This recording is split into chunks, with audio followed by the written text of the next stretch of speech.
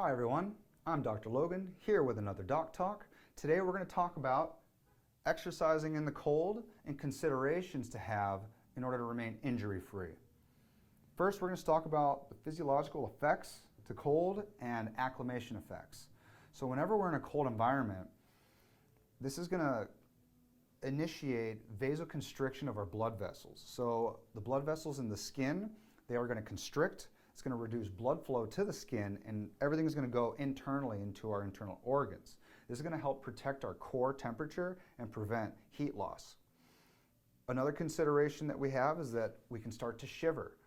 These muscle contractions generate heat. So in combination of our vasoconstriction of the skin surface as well as shivering, these two things are going to help boost our body temperature in a cold environment.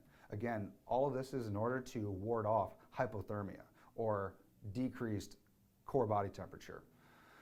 With repeated exposures though to cold temperatures, we're going to be able to perceive cold as less of a threat, less of a stress on the body. It's going to elicit metabolic changes, and therefore it's going to make it more comfortable for us to exercise and increase our ability to perform motor tasks and other activities in the cold. So, considerations in order to stay safe. Hydration. Hydration. Drink lots of water, even if you don't feel like you're hungry, or even if you feel like you're thirsty. You can become very dehydrated very quickly in the cold. For one, you're not going to notice if you're sweating. Your body is still exuding moisture. Also, when we breathe, you see our breath in the cold environment. That is water vapor that is exiting our body.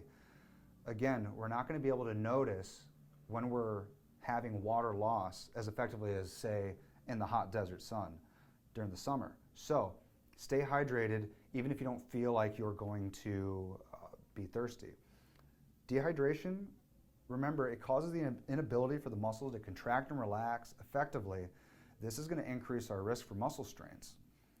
Other symptoms, you can get dizzy, get more fatigued, even have headaches. This is going to make it difficult for your body to function properly in order to move properly. You're going to have a decrease in strength and coordination, and your body is just overall going to have a less of an ability to prevent injury. All right? So we want to prevent that. Also cramps. We want to prevent cramping. Again, that's our ability for our muscles to contract and relax. We need to be able to have that. Hydration also helps with the pliability or the stretchiness of the tissue. We want our muscles to be nice and stretchy in order to, again, prevent tears, overstretching, things of that nature. And then again, hydration helps our body regulate its body temperature. So if you're not hydrated, your body's going to have a diminished ability to regulate that body temperature. That can overstress the heart during exercise, which is already a stressful issue. Nutrition, what we eat, fuel for the body. This is huge. Again, the external cold temperature is external stress on the body. So it's going to make your heart work a little bit harder. It's going to increase your metabolic rate, which is therefore going to increase your need to have more energy, more fuel. Again, shivering, involuntary muscle contractions, is another heat generating mechanism that's going to allow us to burn calories. Again, another reason to refuel. So we want to optimize our nutrition before, during, and after we're working out in the cold. Think before your workouts, eating a meal rich in carbs and proteins at least 2 to 4 hours before your workout for your body to be able to digest and absorb those nutrients. During the workout, every 30 to 60 minutes, you're going to want a carb-rich snack. So that could be your fruits, your bananas, oranges, etc. And then after your workout, you're going to want a carb and protein-rich snack within 30 to 60 minutes of finishing your exercising. So that can be your trail mix, your yogurt, things like that. But you want to replace your glycogen stores, so your muscle energy stores, as well as stimulate muscle repair with nutrition. Clothing. What you wear is important. We want to regulate our body temperature. So in general, the recommendation is to have a base layer, have an insulating layer, and then a wind-breaking layer.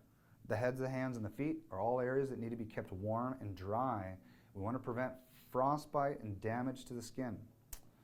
That base layer, make sure it's a wicking material, so the ability for the material to take away moisture from the skin Cotton's not a good option in the cold because usually the moisture sits there on the clothing. That's going to stay on the skin. That's going to decrease your body temperature, potential hypothermia. We don't want that. So make sure that you're wearing layers. That way you can adjust accordingly. If it's too hot, you can take a layer off. We don't want you to over sweat and for that sweat to then get cold, freeze, again, hypothermia. But also we want to keep that core temperature high enough appropriate. Make sure you're wearing shoes that have enough tread. If you're running, you're hiking, you don't want slips or falls, ankle sprains, impact injuries, things like that. So pay attention to that. Also, especially in the morning when there's frost or ice on the pavement or the surfaces. So, again, warm up is huge. Remember, cold temperature is going to slow down your body's chemical processes, including your nervous system's ability to contract muscles, the speed of contraction. This is going to slow down your reaction time and especially your ability to avoid injury in case anything occurs. Also, remember, warm muscles are going to produce more force and they're going to be more pliable, more flexible. So again, that's going to prevent injury. So we want to know, how do we warm up? Make sure that we're progressing to sport-specific stretches and exercises. That means that these should target the muscles that you're going to be using in your activity. Say, for instance, runners, skips, butt kickers, high knees, mimicking running, similar movements. The idea is to start slow and low intensity and then to build up accordingly. So if you're going to be doing something intense workouts, make sure that your warm-up includes short bursts of high-intensity activity.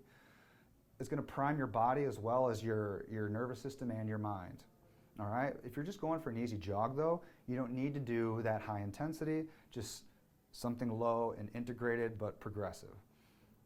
But if you're, say, going for a competitive, say a race, you're going to need to build up to a hard effort, to a high intensity beforehand, all right? Race specifics. Make sure that you could also warm up indoors first. That's going to be a lot easier for you to increase your body temperature, then you put on your layers, and then you go out and about and do your thing. The best indicator to determine what's appropriate, especially in the cold, is if you have an increased heart rate, increased breathing rate, and if you've broken a light sweat.